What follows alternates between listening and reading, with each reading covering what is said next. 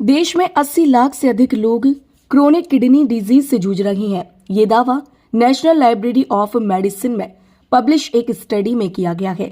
इतना ही नहीं, देश में हर साल करीब 2.25 लाख नए किडनी मरीजों को डायलिसिस की जरूरत पड़ती है। कहें तो देश में किडनी से जुड़ी बीमारियां तेजी से बढ़ रही हैं। इसकी सबसे बड़ी वजह खराब डाइट और लाइफस्टाइल है। विश्व किडनी दिवस पर सेहतनामा में आज बात किडनी डिजीज की। हमारी सेहत में किडनी की महत्वपूर्ण भूमिका है।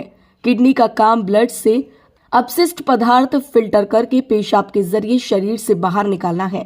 इसलिए तो किडनी बिना रुके 24 घंटे लगातार काम करती है। और हर साल मार्च के दूसरे गुरुवार को विश्व गुर्दा दिवस मनाया जाता है। इसको मनाने वाली संस्था इंटरनेशनल सोसाइटी ऑफ नेफ्रोलॉजी है। और इस बार का जो विश्व गुर्दा दिवस का संदेश है वो है आर योर किडनीज ओके, अर्थात क्या आपके गुर्दे स्वस्थ हैं, और detect early to protect early. मतलब आप जितना जल्दी गुर्दे की बीमारी का निदान करेंगे उतनी ही जल्दी उसका प्रभावी उपचार हो पाएगा। एक क्रोनिक किडनी डिजीज जो है वो औसतन जो वैश्विक डेटा है अभी करीब 85 करोड़ लोगों को प्रभावित करती है, और ये जीवन की हानि होने के 5वें प्रमुख कारण के तौर पे मानी जाती है।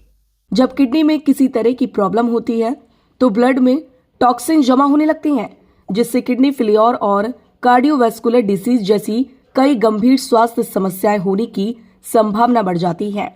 इंटरनेशनल सोसाइटी ऑफ नेफ्रोलॉजी के मुताबिक दुनिया में करीब 85 करोड़ लोग किडनी डिजीज से ग्रसित है।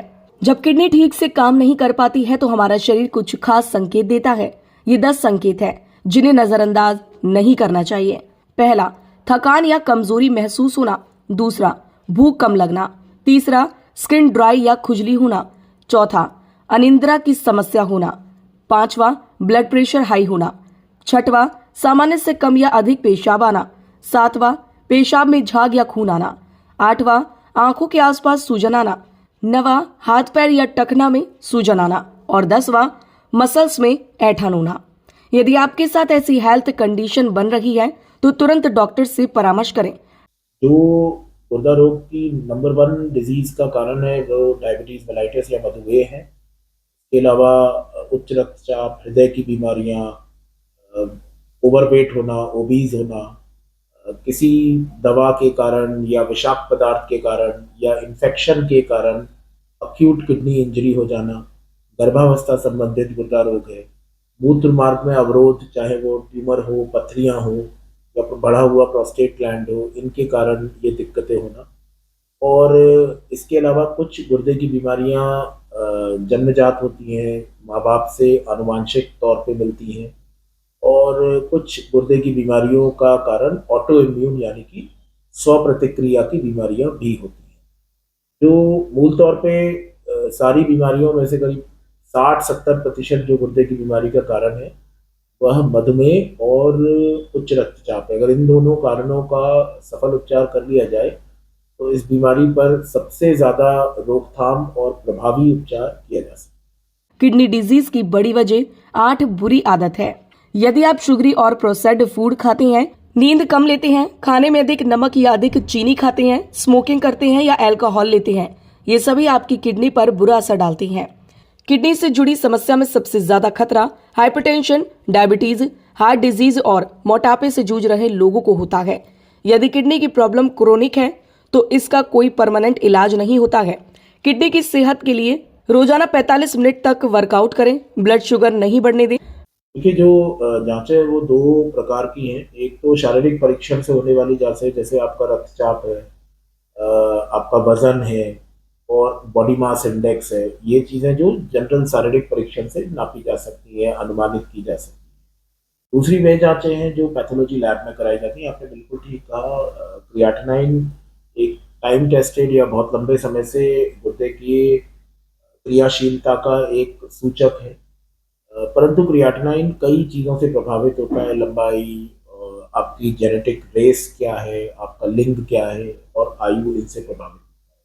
तो इन सब प्रभावों के असर को निष्क्रिय करने के लिए क्रिएटिनाइन को फैक्टर करके GFR, glomerular filtration rate, calculate की जाती है। तो ज़्यादातर आगरा में पैथोलॉजी लैब्स अब जीएफआर को रिपोर्ट करती हैं।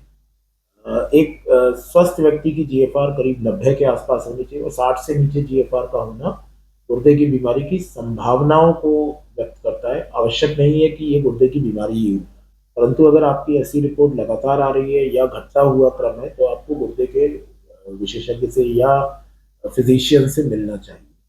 तो दूसरी एक जांच बहुत महत्वपूर्ण है, वो है पेशाब में प्रोटीन कितना उत्सर्जित हो रहा है। तो इसकी जांच को यूरिन प्रोटीन क्रिएटिनाइन रेशियो या एल्ब्यूमिन क्रिएटिनाइन रेशियो कहते हैं और यह संख्या ये बताती है कि पेशाब में प्रोटीन की लीकेज कितनी हो रही है।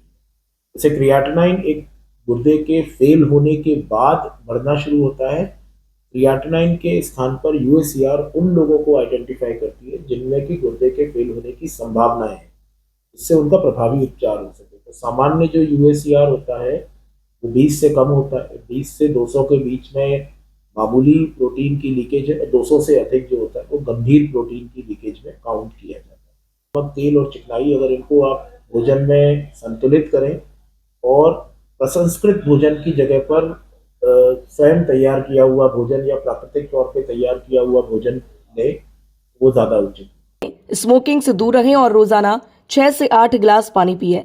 इसलिए हेल्दी किडनी के लिए अपनी डाइट हेल्दी रखें। समय समय पर जांच कराते रहें ताकि आप हेल्दी और फिट रह सकें। ऐसे ही हेल्थ अपडेट के वीडियोस देखने के लिए मोबी टीवी से जुड़े रहें।